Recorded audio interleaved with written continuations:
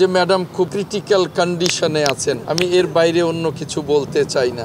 বিএনপির vice chairman Ahmed Azam Khan বলেছেন, খালেদা জিয়া খুবই ক্রিটিক্যাল কন্ডিশনে চলে গেছেন। গতকাল রোববার রাত থেকে খালেদা জিয়া এ অবস্থায় গেছেন বলে জানান তিনি। আজ সোমবার বেলা 1:45টার দিকে রাজধানীর এবার কেয়ার হাসপাতালের সামনে খালেদা জিয়ার শারীরিক অবস্থা সম্পর্কে ব্রিফিং করে আহমেদ আজম খান কথা জানান। ফাইট করছেন তিনি আমাদের মাঝে ফিরে আসার জন্য।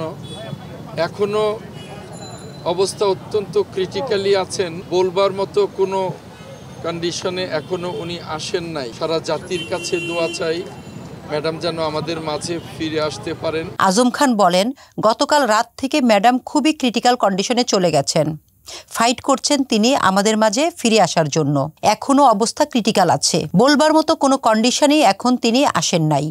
সারা জাতির কাছে দোয়া চাওয়া ছাড়া আর কিছুই বলার নেই। বিএনপি নেতা আরও বলেন, বর্তমানে খালেদা জিয়া ভেন্টিলেশন সাপোর্টে আছেন।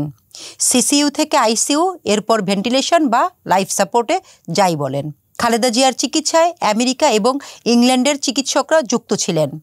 এখন চীনের চিকিৎসকরাও যুক্ত হয়েছেন বলে জানান আজম খান।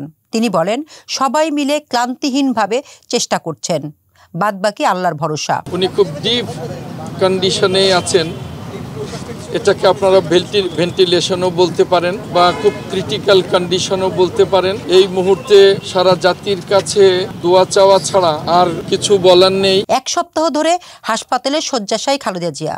তার লিভারজনিত সংকট, কিডনির কর্মক্ষমতা হ্রাস, শ্বাসকষ্ট, একাধিক শারীরিক জটিলতা একসঙ্গে দেখা দিয়েছে।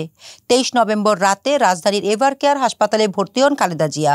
পরীক্ষা নিরীক্ষার পর চিকিৎসকরা জানান তার ফুসফুসে সংক্রমণ হয়েছে।